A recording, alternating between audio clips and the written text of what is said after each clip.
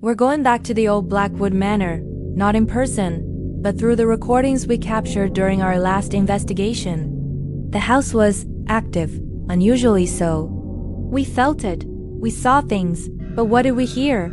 That's what we're here to find out.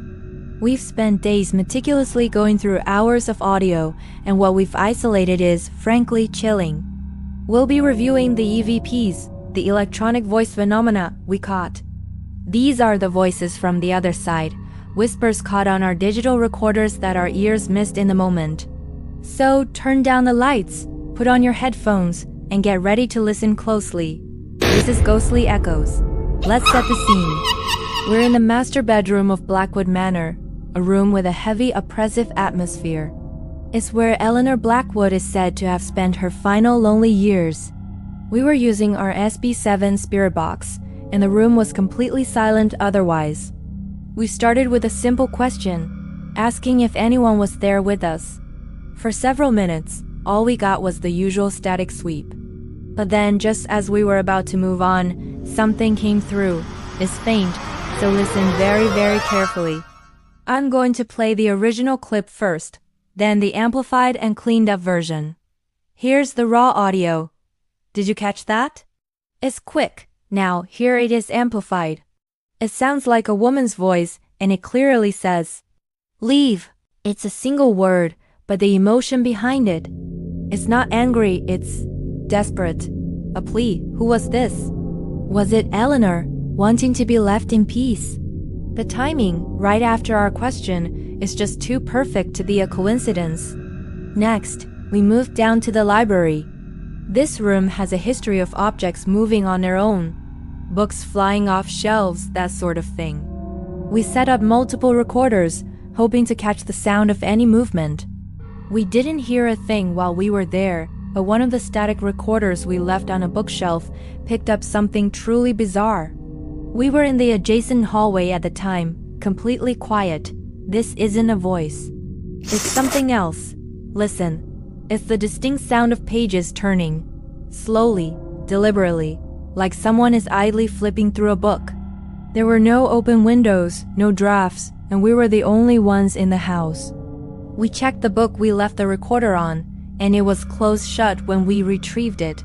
So what was making that sound? It's one of those EVPs that paints a picture, an unseen entity, just passing the time. It's unsettling because it feels so normal, so mundane, yet utterly impossible. Now for the one that really got under my skin. This was captured in a cellar. The air down there is cold, damp, and just feels wrong. We were challenging whatever entity was present, asking it to make a noise, to give us a sign. We got more than we bargained for. This next clip contains what sounds like a growl. It's low, guttural, and it wasn't any of us. Our stomachs were in knots hearing this back. Here is the clip. There is absolutely no mistaking that. It's primal and filled with malice. It wasn't an animal. The house is sealed. It wasn't the building settling. This was a direct, hostile response to our call-out. After we heard that, we honestly felt like we were no longer welcome, that we had pushed too far. It was a clear warning, and we heeded it. Reviewing this gives me the same cold dread I felt that night. What kind of energy is lingering in that cellar to produce a sound like that? Let's lighten the mood slightly, if possible.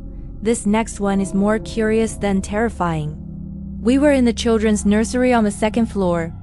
It's a sad room, filled with old, broken toys. We were using a device called an Ovilus, which translates environmental readings into words. Mostly, it spits out random, unrelated terms. But for about 30 seconds, it started saying words in a sequence.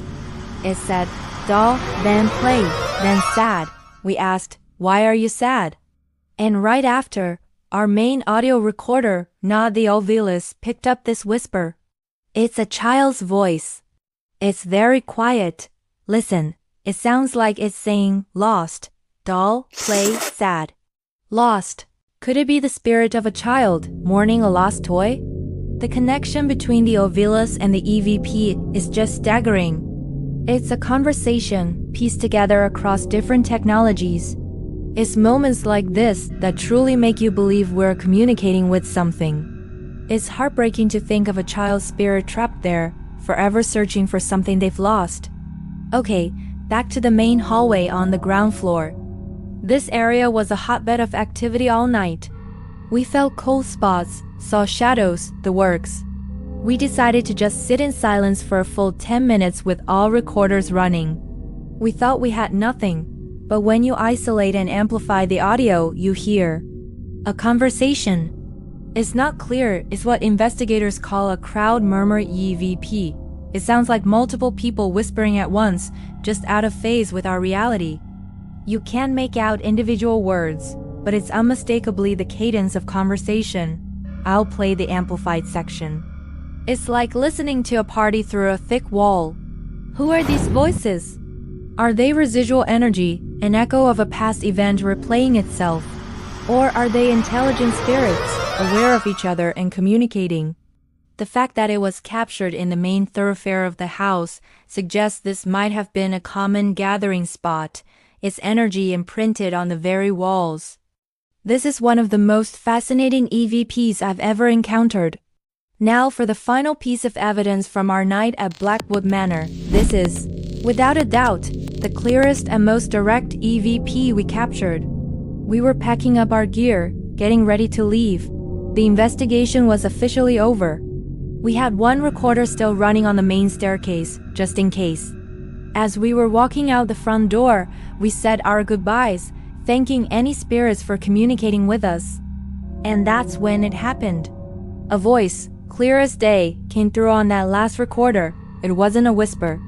It was spoken at a normal volume. It's a male voice, and it says two words that I will never forget.